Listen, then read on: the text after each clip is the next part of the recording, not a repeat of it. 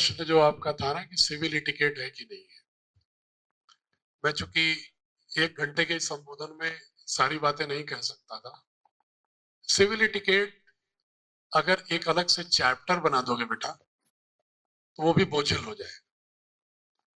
Civil इटिकेट हमारी, जिसको आप सिविल इटिकेट कह रहे हो, उसी को मैं कह रहा हूं भारतीय ज्ञान परंपरा से उपजी हुई आचरण पद्धति।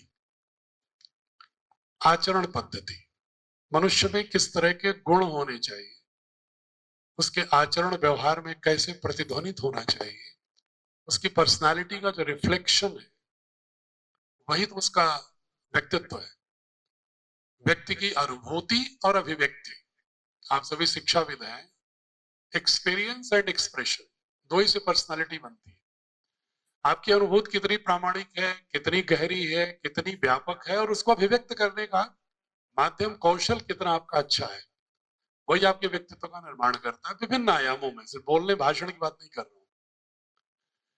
इसलिए हमने ये तय किया कि जब आप कोई एटिकेट की बात पाठ के रूप में पढ़ाते हो, बच्चा सीखता नहीं, रट लेता है, हट जाता है। इसीलिए नैतिकता की जितनी कक्षाएं चलती हैं विभिन्न विद्यालयों में, बहुत ही ड्राई हो जाती है, बच्चा बोझिल होता है और उससे कोई नैतिकता सीख के नहीं जाता। इसलिए हम लोगों ने ये प्लान किया काफी शिक्षाविदों से विचार विमर्श करके कि क्यों ना हम प्रत्येक चैप्टर में, प्रत्येक एक्सरसाइज में, प्रत्येक क्वेश्चन उसकी फ्रेमिंग ही हम ऐसी करें कि उसको अप्रत्यक्ष रूप से उसका स्वभाव बना दें। इसको बजाय उसको भाषण और प्रवचन देने की शैली में पढ़ाने के, उसका स्वभाव बना दें। जैसे पर्यावरण पर हम भाषण दें, मान लो ये संपोषकीयता है और ये है और वो है, दुनिया भर का ऐसा स्वभाव बनाओ, पेड़ लगाओ, और आत्मसात नहीं करेगा। लेकिन अगर हम मैथमेटिक्स के भी एक्सरसाइज में अगर हम ये क्वेश्चन बना दें प्रॉब्लम आइडेंटिफाई करने के लिए कि एक गांव में तुम्हारे सर्वे करो, इतने पेड़ है, इतने जामुन के, इतने आम के, इतने बरगद के, एक पेड़ इतना ऑक्सीजन जनरेट करता है, उस गांव में इतनी गाड़ियां, इतनी फैक्ट्री, इतनी ये है, लगभग इतना कार्बन डाइऑक्साइड जनरेट होता है। अब बताओ तुम्हारे यहाँ जीने लायक जो सरप्लस ऑक्सीजन है या कार्बन डाइऑक्साइड है? छोटे बच्चे को वो कर रहा है गणित, लेकिन सीख रहा है पर्यावरण। उससे इनडायरेक्टली रिफ्लेक्ट हो रहा है कि ऑक्सीजन अगर कम हो गया किसी आबादी में, किसी गांव में, तो हम बीमार होंगे, मृत्यु की ओर बढ़ेंगे। Oxygen is life, CO2 is death for human beings, animals. इसी तरह के बहुत सारे ऐसे क्वेश्चन हैं कि जो कहानी दे दिया आपने कोई ऐसी हिंदी में, शौर्य की, करुणा की, जैसा उसका स्वभाव बना चाहते हैं, निडरता की, पिता का सम्मान करने की। अगर हमारी किताबें आप देखोगे नर्सरी से लेकर क्लास 2 तक, तो अभ्यास ही इस तरह के बने हुए हैं कि वो टीचर को अभ्यास कराना ही कराना, लेसन का पार्ट है हर लेसन में। तो उसमें आप देखोगे तो प्रारंभ से अगर वर्ड अराउंड अस देखोगे 3rd 4th 5th की, तो उसमें आपको शुरुआती होगी कि सो के उठते ही क्या क्या करना है, पृथ्वी को प्रणाम करने से लेके, बड़ों को प्रणाम करने से लेके, जितने भी सारी चीजें हैं, भोजन में क्या क्या खाना है, कैसे प्रेयर करनी है, कैसे मेडिटेशन करना है, कैसे पुरुषार्थी बनना है। ये भाषण नहीं, एक्टिविटी के रूप में चैप्टर में ही है, लेकिन एक अलग कोई चैप्टर नहीं है, हर चैप्टर में गुथा हुआ है पूरा का पूरा। अब एक बार उसको देखिएगा, फिर भी अगर कोई सुझाव होगा, कोई कमी होगी, अगर आपको लगता है, और इनरिचमेंट तो हमेशा स्कोप रहता है, विल ट्राई टू डू। दूसरा आपने पूछा MCQ वर्सेस एनालिटिकल क्वेश्चन। देखो, मैं तो साइंटिफिक टेम्परामेंट का, साइंस का व्यक्ति हूं। मैं तो हमेशा मानता हूं कि चाहे MCQ भी क्यों ना हो, वो क्वेश्चन एनालिटिकल ही होना चाहिए। ठीक, सीधे सीधे सपाट रोट मेमोरी के आधार पर क्वेश्चन फ्रेम ही नहीं होना चाहिए। वो चाहे लिमिटेड वर्ड्स में आंसर देना हो, चाहे वो अनएंडिंग वर्ड्स में आंसर देना हो, चाहे एक शब्द में उत्तर देना हो, चाहे वो ऑप्शंस तो दिए गए हैं 4, उसमें से A सही है कि B सही है कि BC सही है कि CD सही है, ताकि कुछ तो दिमाग लगाए हो। क्योंकि जब तक उसकी रैशनल प्रोसेसिंग करने की क्रिटिकल थिंकिंग फैकल्टी नहीं होगी तब तक एमसीक्यू भी बेकार है। तो रोट मेमोराइजेशन का कोई क्वेश्चन नहीं होना चाहिए। इन प्रिंसिपल आई एग्री, और you will find at least 95% questions in our textbook based on analytical, region-based, processed information. School culture and environment जो आप बोल रहे हैं वो हमारे लिए सबसे इंपॉर्टेंट है, और हम स्कूल कल्चर एनवायरनमेंट में आपको बांधेंगे नहीं, आपको प्रॉम्प्ट्स देंगे, संकेत देंगे कि आप प्रेयर में ये कोशिश करो।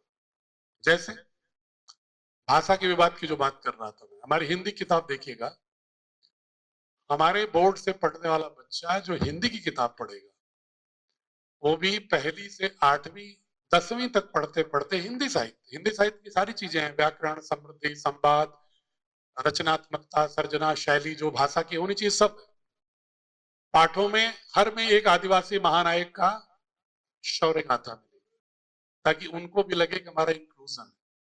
दक्षिण उत्तर पूर्व पश्चिम समान रूप से कंटेंट मिलेगा, कुछ अनुदित भी मिलेंगे तमिल, तेलुगु और कौशुर, कश्मीरी, असमिया के, ताकि बच्चों को उनसे भी ज्ञान हो। साथ ही हर चैप्टर में 2 शब्द चुन के उनको कुछ कुछ भाषाओं में उन्हें क्या कहते हैं, ताकि आप 10वीं तक अगर पढ़े हमारी किताब को हिंदी की तो बच्चे को, गार्जियन को भी इच्छा होगी पढ़ने की कि कम से कम वो 100 शब्द 15 भाषाओं में भारत की जान जाए।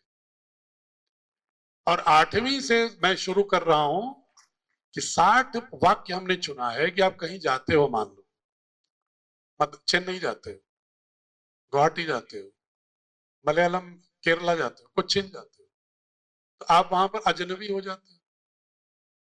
एक ही विकल्प रहता है कि अंग्रेजी बोलो, कोई जरूरी नहीं हर केरलाइट और तमिल का आदमी इंग्लिश जानता हो, नहीं जानता, ये भी एक कंफ्यूजन है लोग। लेकिन अगर आप तमिल में सामान्य संवाद के वाक्य जानते हो, कनेक्ट फील करेगा आपसे। तो इसलिए हमने 60 वाक्य चुने हैं कि एक आदमी कहीं जाएगा अगर मान लो भारत के किसी कोने में, तो जो 16-17 मेन भाषाएं हैं, 22 भाषाएं तो शेड्यूल 8 में है, लेकिन 16-17 बहुत मेजर है, उसमें उर्दू भी रखा कि अगर आप जाते हैं और वहां कुछ बोलते हैं तो वहां की भाषा में संवाद करने का सामर्थ्य हो। ऐसे 60 वाक्य कौन होंगे जो आमतौर पर आप बोलते हैं, उनको 8वीं से 12वीं तक जाते जाते कोई भी बच्चा उन 60 वाक्यों को भारत की 15 भाषाओं में बोलना सीख लेगा। ये हमने भाषाई विवाद का उपचार किया है बहुत खूबसूरती से, खेल खेल में। ठीक है, हम फ्रेंच सीखते हैं, जर्मन सीखते हैं, भारत की भाषाएं नहीं सीखते। अगर साउथ इंडिया का व्यक्ति हिंदी का विरोध करता है तो हम नाराज होते हैं, लेकिन वो ये सवाल करें कि हुजूर हमारी भाषा के क्या 150 शब्द भी नहीं सीख सकते आप, क्या 10-20 वाक्य भी नहीं बोल सकते आप, मेरा इतना भी सम्मान नहीं कर रहे हो, भारत के परिवार के हम भी हैं और हमसे चाहते हो कि हम तुम्हारा 100% सम्मान करें। इसलिए हमने सोच करके इसको इस रूप में रखा। तो ये इसकी संस्कार में डालना है, उसकी हैबिट में डालना है। और शुरुआत कहां से किया? 8वीं में सबसे अधिक जहां झगड़े हो रहे हैं भाषा के, वहीं शुरू किया। 60 वाक्य हम 8वीं में सिखा रहे हैं मराठी में, 60 वाक्य सिखा रहे हैं हम तमिल में, और 60 वाक्य सिखा रहे हैं कोशुर में 8वीं में। 9वीं में सिखा रहे हैं फिर तेलुगु में ये सरना जो संथाली लैंग्वेज है झारखंड की, और असमिया में। फिर सिखा रहे हैं मलयालम में, गुजराती में, पंजाबी में। इसी तरह से 12वीं तक जाते जाते 15 भाषाओं में वो बातचीत करने लायक हो जाएगा कि भाई आप कैसे हैं, स्टेशन कितना दूर है, एयरपोर्ट कितना दूर है, रेस्टोरेंट कहाँ है, होटल कहाँ है, नमस्ते, आपका स्वास्थ्य ठीक है, मुझे ये हेल्प चाहिए, यहाँ पर आर्कियोलॉजिकल प्लेसेस कौन से हैं, हिस्टोरिकल प्लेसेस कौन से हैं, ताकि वो कंफर्टेबल हो, एक फैमिली लगे भारत। ये सब कोशिश भी धीरे धीरे उसी में कर रहे हैं। Thank you sir. ये मान्यता के बारे में जानकारी मिली है, उस तरह से है कि पहले हमें अपनी मान्यता सरेंडर करनी पड़ेगी, जो हमने ऑलरेडी किसी बोर्ड से ले रखी है, वो में पहले वहां नहीं रहेगी, एक ही जगह तो हो पाएगी अगर। देखो, बहुत स्वाभाविक सा, राज्य सरकारें, ये जो एजुकेशन है ना, ये है समवर्ती सूची में, कॉन्करेंट लिस्ट में। तो केंद्र सरकार बोर्ड बना सकती है, केंद्र सरकार नियमावली बना सकती है, लेकिन राज्य सरकारों के नियम किसी भी बोर्ड के उस प्रदेश में संचालन में उनके नियम भी प्रभावी होते हैं। ये फेडरल स्ट्रक्चर में इसीलिए कॉन्करेंट लिस्ट में रखा गया एजुकेशन। उत्तर प्रदेश सरकार एक कैंपस में 2 बोर्ड के विद्यालय को चलाने की अनुमति नहीं देती है, तो आप भी संकट में हो जाएंगे अगर 2 चलाएंगे तो। लेकिन व्यवहारिक पक्ष ये है कि जैसे मान लो कि आप लेते हो, अगर आप लिए होते सपोज अप्रैल से लेकर जुलाई के बीच में हमसे, तो 9th और 11th का रजिस्ट्रेशन आप हमसे कराते। लेकिन 10वीं और 12वीं का चूंकि 9th और 11th का रजिस्ट्रेशन पिछले वर्ष आपने दूसरे बोर्ड से करा रखा है, तो अगर आप स्विच ओवर कर रहे हैं तो वो बोर्ड भी आपको अलाउ करेगा 10th 12th की परीक्षा दिलाना अपने बोर्ड से, और हम भी आपको अलाउ करें। तो इसलिए इसमें कोई दिक्कत इसलिए नहीं होती कि बोर्ड की जो मान्यता का वाक्य पढ़िएगा, तो उसमें जैसे मान लो हम देते किसी को अप्रैल मई में देते या जुलाई में देते, तो उसमें हम लिखते हैं कि आपकी जो 10वीं की परीक्षा है ये 2027 में हम लेंगे। इसका मतलब ये हुआ कि 2026 की परीक्षा आप जिस बोर्ड में चल रहे हैं उससे ले सकते हैं, कर सकते हैं, इससे कोई कॉन्फ्लिक्ट नहीं आ रहा है। ऐसा नहीं कि हम तुरंत कह दें कि बंद कर दो 10वीं 12वीं, बच्चे को आधार में लटका दें, ऐसा नहीं है, उसमें प्रोसेस है। हाँ, लेकिन अगर आप खुद कहो कि 10वीं और 12वीं की परीक्षा भी हम आप ही के बोर्ड से कराना चाहते हैं, तो उस केस में हर बोर्ड में चेयरमैन को डिस्क्रिशनरी पावर होता है कि वो अलाउ कर सकता है विशेष परिस्थिति। लेकिन हम लोग इसलिए सजेस्ट करते हैं कि जब 9th में हमारे साथ नहीं जुड़े हो, तो उचित रहेगा जहां 9th में जुड़े हो वहां 10th की परीक्षा दिला लो, और इसके बाद फिर सीधे जुड़ो, ताकि एक प्रोग्रेशन बना रहता है। Thank you. और हमारा बोर्ड भारत सरकार का ही है, इसलिए हमने भी अलाउ किया हुआ है कि जब तक मेरी पुस्तक जिस कक्षा की नहीं आती, जिस विषय की, हम एनसीईआरटी को अलाउ करते हैं। क्योंकि नए सिरे से अपनी किताब हम भी बना रहे हैं, एनसीईआरटी भी बना रहा है, लेकिन हम उसमें, हमारी थोड़ी यूनिकनेस डिफरेंट है, क्योंकि हम उसमें कोचिंग की भी इंडस्ट्री को कम से कम बच्चों को बैसाखी बनाने की कोशिश कर रहे हैं। और दूसरा, इतिहास में, पॉलिटिकल साइंस में, इकोनॉमी में बच्चे को थोड़ा हम एक ऐसा दर्शन दृष्टि दे रहे हैं कि दक्षता के साथ साथ उसकी दृष्टि थोड़ा स्वदेशी, भारतीय, कोऑपरेटिव हो, ताकि 146 करोड़ देश कॉर्पोरेट मॉडल में इम्प्लाइड नहीं हो सकता। ये छोटे छोटे 60 लाख के देश हो सकते हैं, लेकिन 146 करोड़ के देश को तो अपने संसाधनों के आधार पर एक स्वदेशी परिकल्पना में, सहकारिता के आंदोलन से नहीं जुड़ेगा, स्वदेशी की अवधारणा से नहीं जुड़ेगा, तो हम नकल करके इकोनॉमिक मॉडल में भी फेल ही होंगे। चाइना ने देखिए अपने मॉडल को मिक्स किया हुआ है कॉर्पोरेट से, वो अभी भी जो कंज्यूमर आइटम है चाइना में, मजाल नहीं किसी दूसरे देश का कंज्यूमर आइटम पहुंच जाए। लेकिन हम, अभी दिवाली आ रही है ना, दशहरा आ रहा है, पटाखे से लेके, और जिस गणेश की बात कर रहे थे, भगवान गणेश की, आयुक्त महोदय, वो गणेश लक्ष्मी भी हम चाइना की खरीदते हैं, और बातें करेंगे हे लक्ष्मी पधारो, और घर की लक्ष्मी भेजेंगे अपने दुश्मन को, इसलिए कि हमारे मानस में भारत ही नहीं है। तो दक्षता के साथ साथ दृष्टि जरूरी है। हम थोड़ी असुविधा नहीं झेलना चाहते देश के नाम, हमें सारी सुविधा अपनी इच्छा के अनुसार मिले और देश का भला कोई और कर दे। मेरा बेटा हर्षद मेहता हो, मेहुल चौकसी हो, और इनके घर में, देवेंद्र के घर में और बीपी सिंह के घर में क्यों नहीं सुभाष चंद्र बोस पैदा हो रहे हैं, क्यों नहीं भगत सिंह पैदा हो रहे हैं? ये दृष्टि बदलनी होगी, ये धीरे धीरे काम हो रहा है। बाकी और कोई सुझाव? जी नमस्ते। सबसे पहले मैं एक पूछना चाहता था कि जैसे हमारा विद्यालय चल रहा है और जिस यूडाइस पर चल रहा है, हम अपने ईएसबी में आते हैं, तो क्या वही रहेगा या चेंज होगा? नहीं नहीं, वही रहे। वही रहेगा। हाँ, यूडाइस क्यों चेंज करेंगे हम?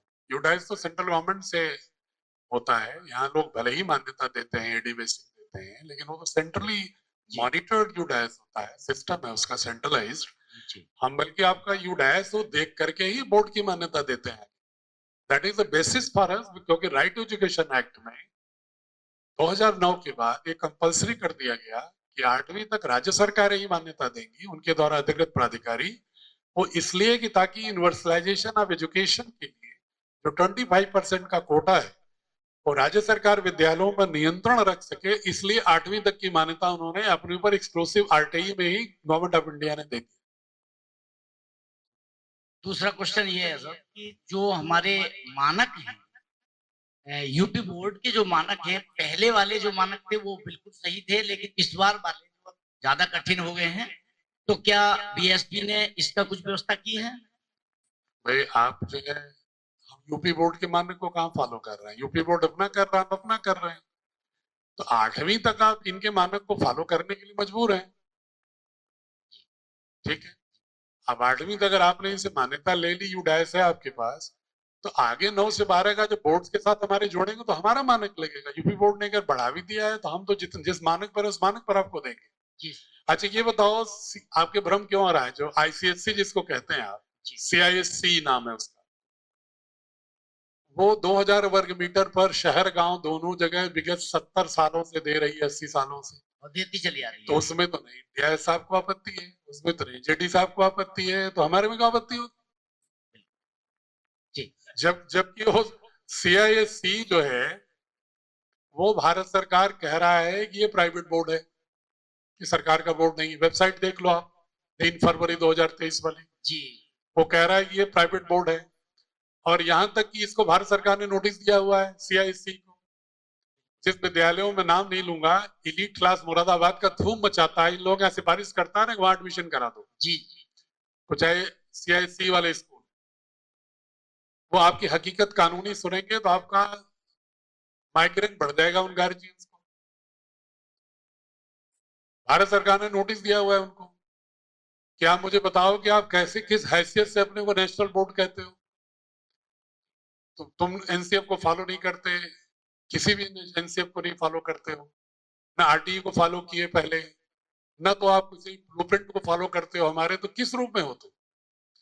तो इसका जब जवाब नहीं सूझा तो दिल्ली हाईकोर्ट चले गए और स्टे पर चल रहे हैं 5 साल से। स्टे पर।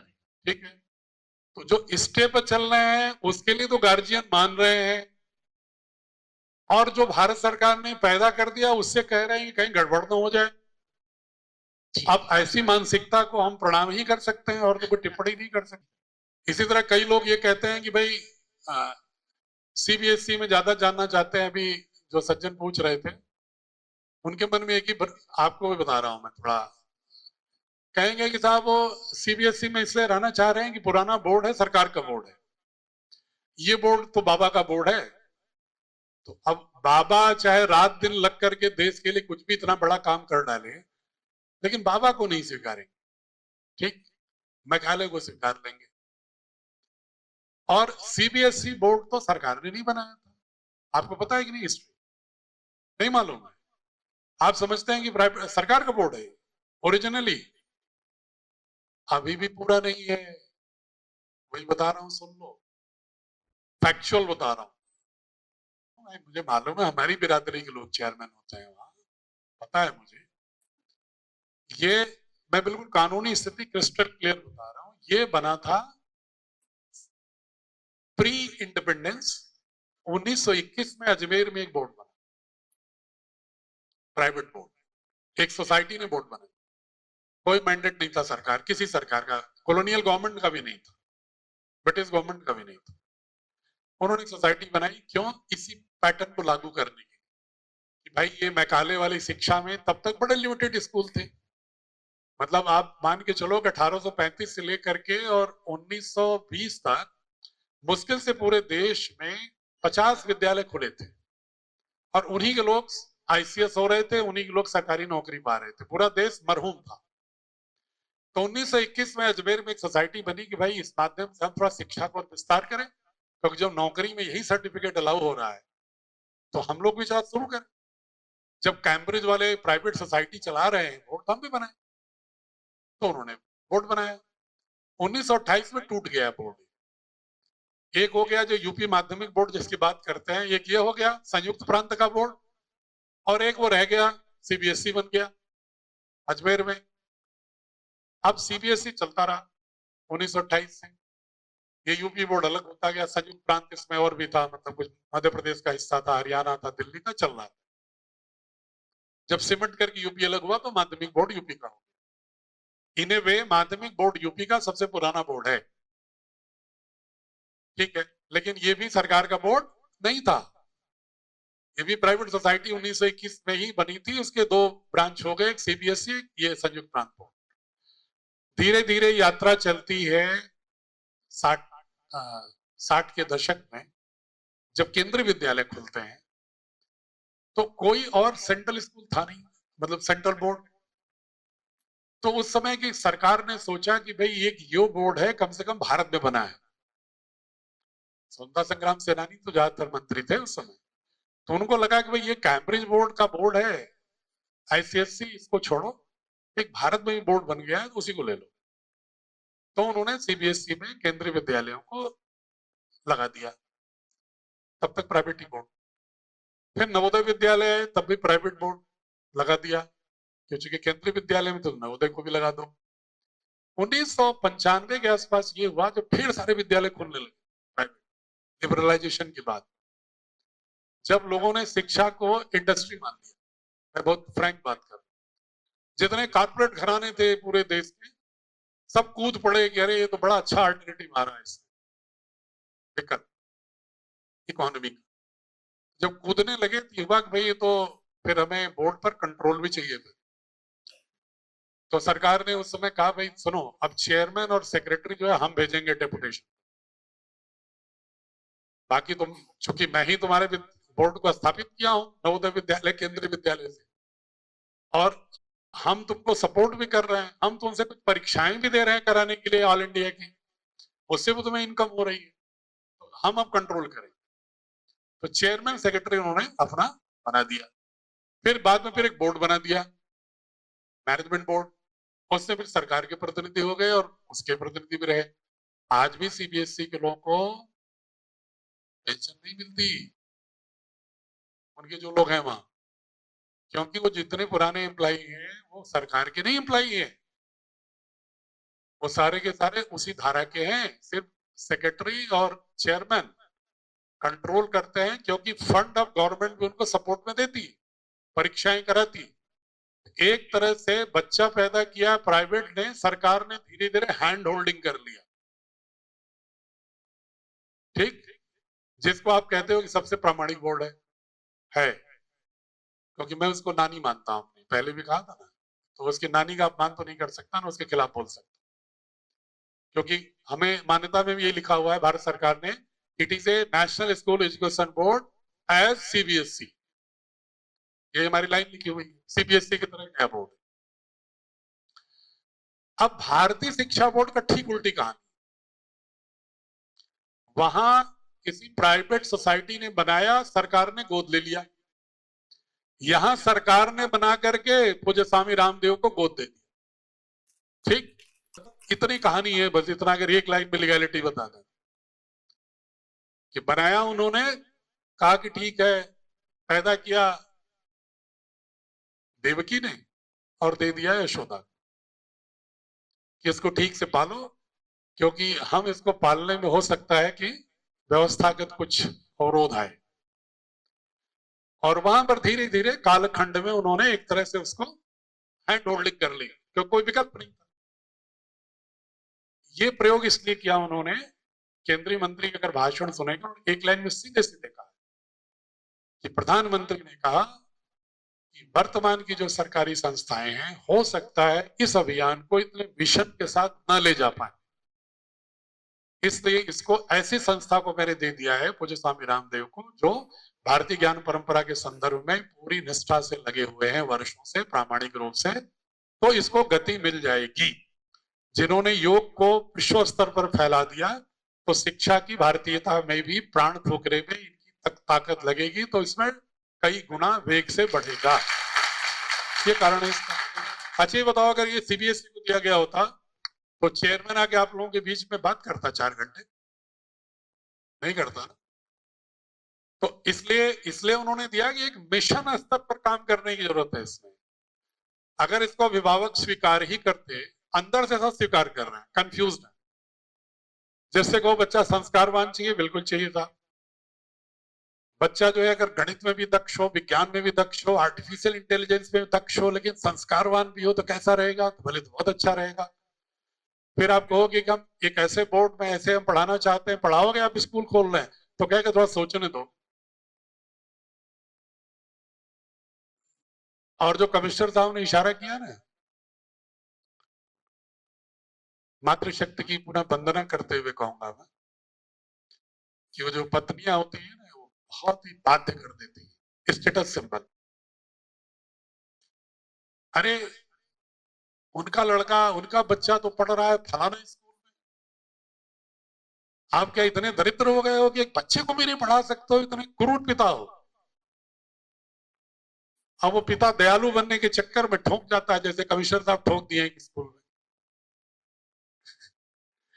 अब उसके बाद रोना गाना रहता है बाद में। फिर वो जाता है अमेरिका, कैलिफोर्निया ज्वाइन करता है, वहां से धक्के भी खाता है, बांध करके प्लेन में छोड़ दिया जाता है अमृतसर एयरपोर्ट पर, कैदी की तरह। तब भी वो उधर ही देख रहा है, भारत में स्वाभिमान नहीं देख रहा है। तो ये जो दृष्टि है, ये बदलने के लिए वक्त चाहिए। योग एक दिन में नहीं बदला था। मैं आपको बता दूं, स्वामी रामदेव जी को आप लोग तो बहुत बाद में जुड़े होंगे। मैं अपनी सर्विस के दौरान 96-7 में हरिद्वार में पोस्टेड था, जब यूपी 1 था। उस समय स्वामी रामदेव जी आचार्य बालकृष्ण साइकिल से चलते थे, एक चलाते थे, एक कैरियर पर बैठे रहते थे। और उस दौर में मैंने इन लोगों को देखा, तब भी इनके अंदर ज्ञान परंपरा के प्रति, योग के प्रति इतनी निष्ठा आयुर्वेद के प्रति थी कि मेरे पास आया करते थे, बैठते थे। चूंकि मैं वहां अधिकारी था, अथॉरिटी की पोजीशन में था, तो कभी कभी मिलते थे, वैचारिक विमर्श भी होता था। उस समय मुझे लगता था, मैं उनसे कहता था, स्वामी जी आप एक दिन बहुत शीर्ष पर जाओगे। तो कहते थे कैसे सिंह साहब? हमने कहा मुझे लगता है कि आपकी धुन के बहुत पक्के हो। 5 लोगों को योग सिखाते हुए देखा मैंने उनको, कनखल के आश्रम, 5 लोगों को 97। ठीक, 2 लोगों को सिखाते देखा है, 10 लोगों को गुजरात में देखे, उसके उनके उस समय के मालूम। मैं लगातार जुड़ा रहा हूं, कहीं भी पोस्टेड रहा, उनसे मेरे संपर्क थे। वो व्यक्ति कोई उम्मीद करेगा कि जब उन्होंने अभियान शुरू किया 95 में और 2004 में जब सूरत में, 2003 में जब सूरत में करते हैं, तो 1 लाख लोग शिविरार्थी थे। जो 97 में 5 लोग होते थे, मैंने अपने सामने 5 लोगों को देखा था शिविर। वो व्यक्ति कितने साल हुआ? 6 साल।